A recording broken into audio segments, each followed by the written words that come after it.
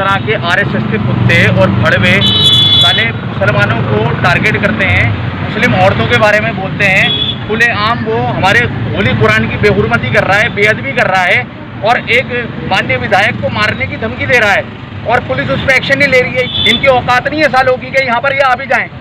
मैं दावे से कह रहा हूँ इस बात को, और ये आ गया ना तो हम खड़े हुए हैं। अमानत भाई तो क्या नाम है पीछे हैं, पहले तो हम खड़े हुए हैं, पहले तो हमसे मुकाबला करना पड़ेगा इस आदमी को।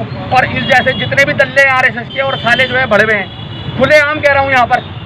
क्या जरूरत है यहाँ पे सरकार की? इन सबको रिजाइन दे देना चाहिए, वरना उसे शराबत को वहाँ से उठा के लाएं और उल्टा करके उस पर 10 डंडे लगाएं और उससे पूछें कि उसके साथ इस साजिश में कौन कौन लोग शामिल हैं। अगर कार्रवाई नहीं होती है इसके ऊपर और नरसिंह आनंद के ऊपर तो हम प्रोटेस्ट कर देंगे और पूरा इलाका जाम कर देंगे।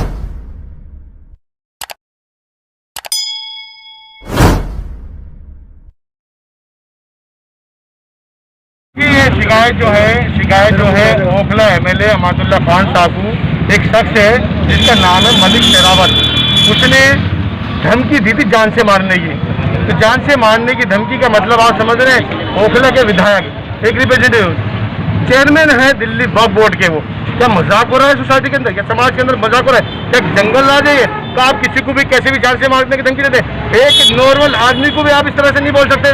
किस तरह की सोसाइटी? हम तो चाह रहे थे कि पुलिस ही इसमें इनिशिएटिव लेकर FIR करती, लेकिन विधायक साहब ने अपने नाम से ये कंप्लेंट दी है। हम लोगों ने ये रिसीव किया कंप्लेंट, और जो इसके खिलाफ जो भी कानूनी कार्रवाई बनती है उस कानूनी कार्रवाई की मांग करने के लिए हम लोग आप यहाँ पर आए थे।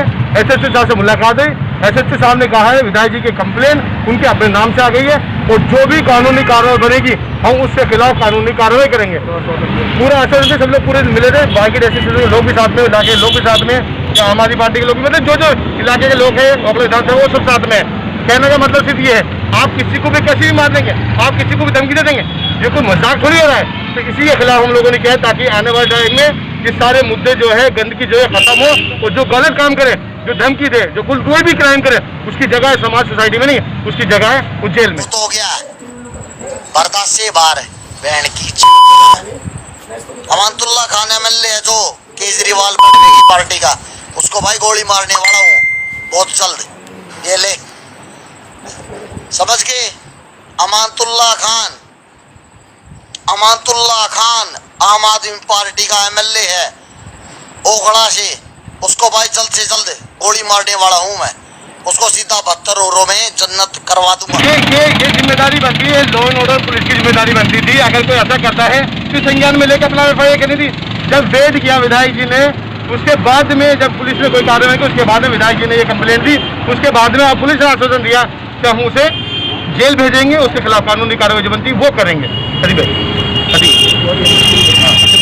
आप कुछ कहना चाहिए? मैं ये कहना चाहूँगा कि इस तरह के आरएसएस के कुत्ते और भड़वे साले मुसलमानों को टारगेट करते हैं, मुस्लिम औरतों के बारे में बोलते हैं, खुलेआम वो हमारे होली कुरान की बेहुरमती कर रहा है, बेअदबी कर रहा है और एक माननीय विधायक को मारने की धमकी दे रहा है और पुलिस उस पर एक्शन नहीं ले रही है। ये वीडियो जो है 4 अप्रैल की है।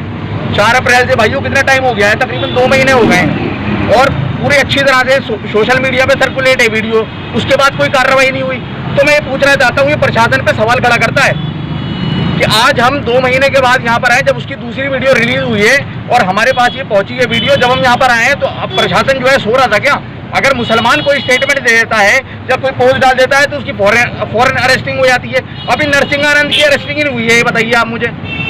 तो जंगल राज तो जो है ना बीजेपी ने और RSS ने बना रखा है इस देश को, कि उनके लोग मुसलमानों के बारे में, मुसलमान औरतों के बारे में और क्या नाम है, मुसलमानों को काटने की, मारने की खुलेआम धमकी देते हैं और उसके बाद RSS के लोग उनको सपोर्ट करते हैं।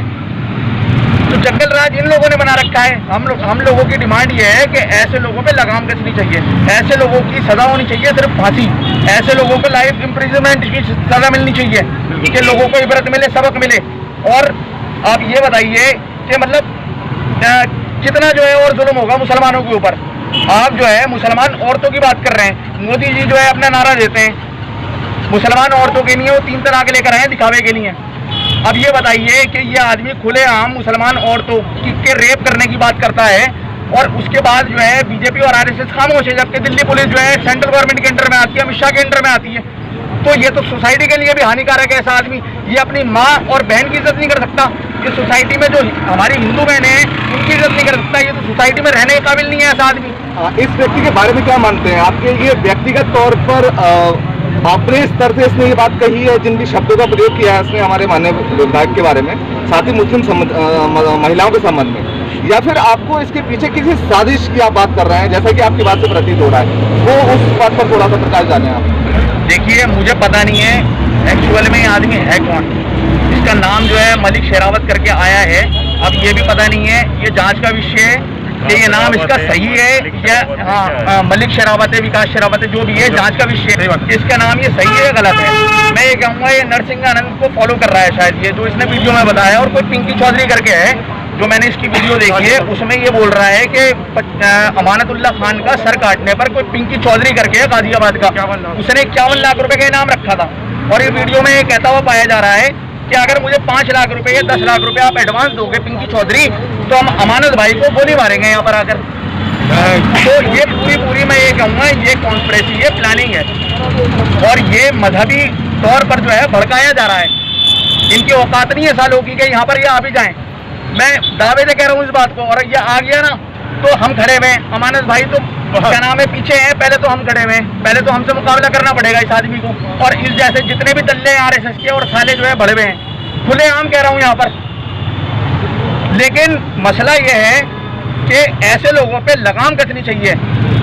हम आज पुलिस प्रशासन का दरवाजा खटखटा रहे हैं 2 महीने के बाद, और आगे जो है ना अगर कार्रवाई नहीं होती है इसके ऊपर और नरसिंह आनंद के ऊपर, तो हम प्रोटेस्ट कर देंगे और पूरा इलाका जाम कर देंगे।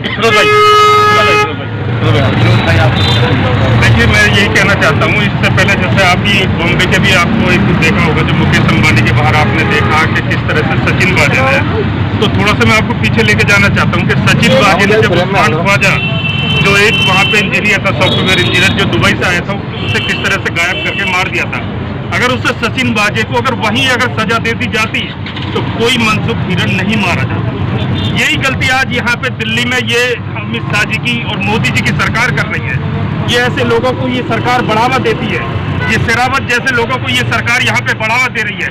अगर इनकी जो शेरावत जैसे आप देख रहे हैं कि जो कई महीने पहले जो अमानत भाई जो हमारे लोकप्रिय विधायक हैं, जो कभी ये नहीं देखते हैं कि ये हिंदू है या मुसलमान है या ये किस जाति का है या धर्म का है, उस हर जाति धर्म के लिए वो काम करते हैं अमानत भाई।